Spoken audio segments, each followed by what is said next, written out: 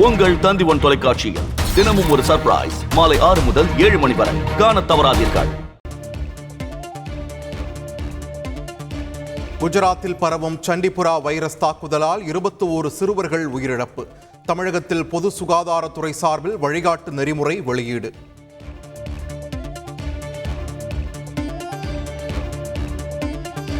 வங்கக்கடலில் நிலவிய குறைந்த காற்றழுத்த தாழ்வு பகுதி ஆழ்ந்த காற்றழுத்த தாழ்வு பகுதியாக வலுவடைந்தது. அடுத்த 24 மணி நேரத்தில் காற்றழுத்த தாழ்வு மண்டலமாக வலுப்பெற வாய்ப்பு என இந்திய வானிலை ஆய்வு மையம் தகவல்.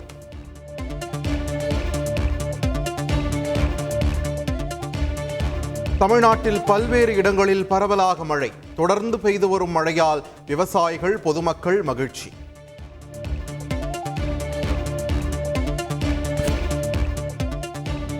நீலகிரி மாவட்டத்தில் பெய்து வரும் கனமழை.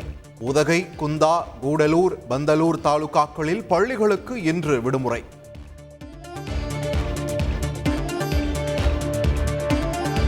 கபினி மற்றும் KRS அணைகளில் இருந்து 62,000 கன அடி தண்ணீர் தமிழகத்திற்கு திறப்பு. காவிரி நீர்பிடிப்பு பகுதிகளில் பெய்து வரும் தொடர் கனமழையால் நீர்வரத்து அதிகரிப்பு.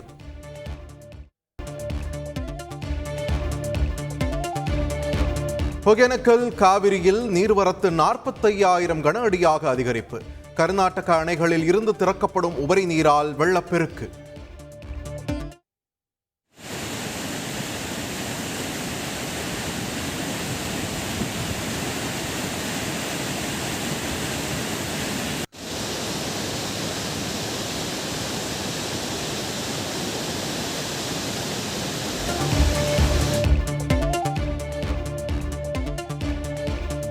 தெலங்கானாவில் கோவிலுக்கு சாமி கும்பிடச் சென்று மழை வெள்ளத்தில் சிக்கிக் கொண்ட பக்தர்கள்.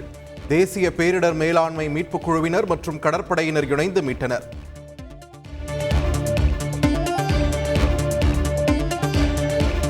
மூத்த குடிமக்கள் பங்கேற்கும் ஆடி மாத அம்மன் கோவில்களுக்கான ஆன்மீக பயணம். முதற்கட்ட கட்டணமில்லா பயணத்தை தொடங்கி வைத்தார் அமைச்சர் சேகர் பாபு.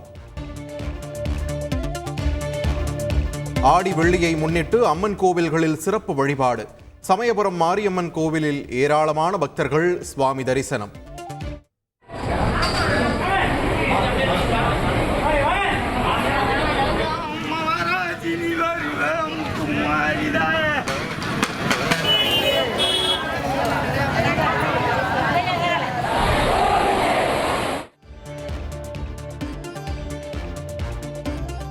நீட் தேர்வு முடிவுகளை நாளை மாலைக்குள் வெளியிடவும் தேர்வர்களின் அடையாளம் இருக்கக்கூடாது என்றும் உச்சநீதிமன்றம் உத்தரவு. நீட் தேர்வு வினாத்தாள் கசிவு விவகாரத்தில் மத்திய அரசு மற்றும் தேசிய தேர்வு முகமையின் வாதம் நம்பும்படியாக இல்லை என்றும் பரபரப்பு கருத்து. ஆம்ஸ்ட்ராங் கொலை வழக்கில் போலீசார் தேடி வரும் நிலையில் வடசென்னை மேற்கு மாவட்ட பாஜக துணைத் தலைவரான அஞ்சலை கட்சி பொறுப்புகளில் இருந்து நீக்கம். தமிழக பாஜக துணைத் தலைவர் கரு நாகராஜன் அறிவிப்பு.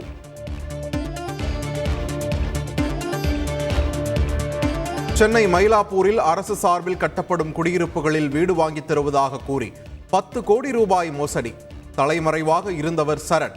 காவல் நிலையத்தை முற்றுகையிட்ட பாதிக்கப்பட்ட மக்கள்.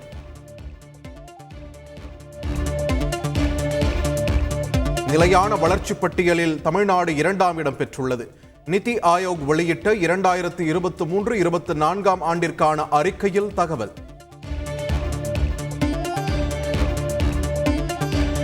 ஒரு வாரத்தில் கட்சி கொடி அறிமுகம் செய்யப்படும். தமிழக வெற்றிக் கழகத்தின் பொதுச் செயலாளர் புசி ஆனந்த் தகவல்.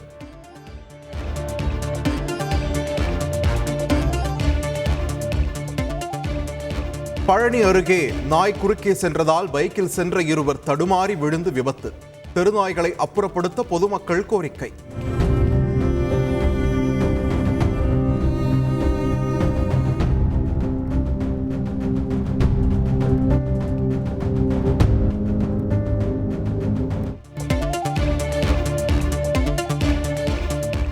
ஈரோட்டில் கவுன்சிலர் வீட்டில் கொள்ளையடிக்க முயன்ற நபர் சிக்கினார். வீட்டில் நுழைந்து திருட முயற்சி செய்யும் CCTV காட்சி.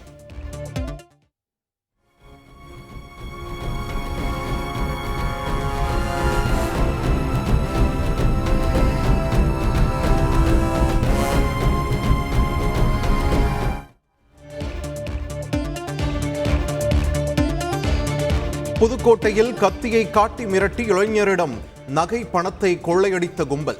டிஎஸ்பி அலுவலகம் அருகே நிகழ்ந்த பரபரப்பு சம்பவம். ஈரோட்டில் ஆடிட்டர் வீட்டில் 235 சவரன் நகைகள் 40 லட்சம் ரூபாய் கொள்ளையடிக்கப்பட்ட சம்பவம்.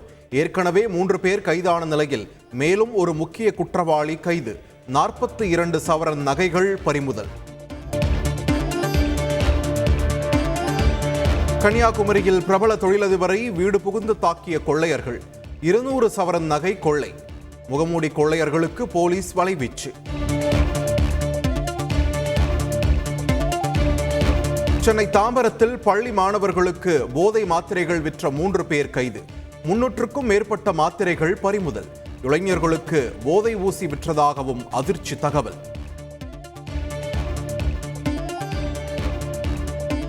குலதெய்வ வழிபாட்டிற்காக அழகர் கோவிலுக்கு மாட்டு வண்டி பயணம். பாரம்பரிய நடைமுறையை தொன்று தொட்டு பின்பற்றி வரும் மக்கள்.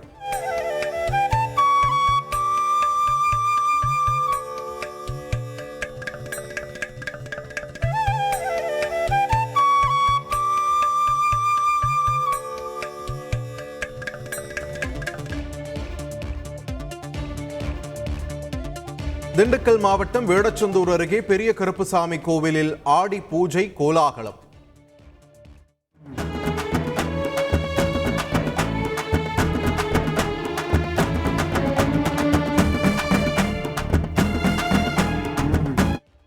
இருபதாயிரம் பக்தர்களுக்கு கிடா வெட்டி அன்னதானம். திருவள்ளூர் மாவட்டத்தில் 200 கோடியில் அமைகிறது தமிழ்நாடு அறிவுசார் நகரம். மேல்மாளிகைப்பட்டு கிராமத்தில் 17 ஏக்கர் நிலத்தை கையகப்படுத்த முதல் நிலை அறிவிப்பு வெளியீடு. பெங்களூருவில் லுங்கி அணிந்து சென்ற விவசாயியை நுழைய விடாமல் தடுத்த விவகாரம். வணிக வளாகத்திற்கு அதிரடியாக சீல் வைத்தது பெங்களூரு மாநகராட்சி நிர்வாகம்.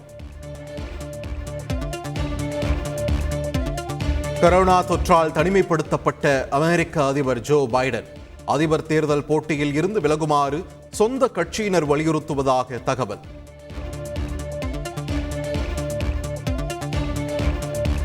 அமெரிக்காவின் கலிபோர்னியா மாகாணத்தில் உள்ள தேசிய வனப்பகுதியில் பரவி வரும் காட்டுத் தீ.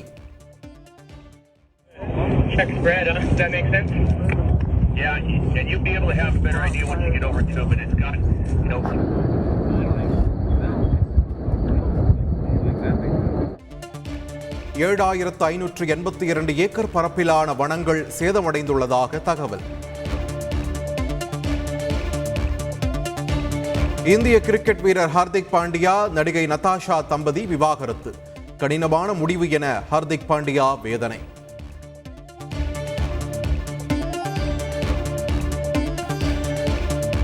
இலங்கைக்கு எதிரான ஒருநாள் கிரிக்கெட் மற்றும் T20 போட்டிக்கான அணி அறிவிப்பு. ஒருநாள் போட்டிக்கு ரோஹித் சர்மாவும் T20 தொடருக்கு சூரியகுமாரும் கேப்டனாக நியமனம்.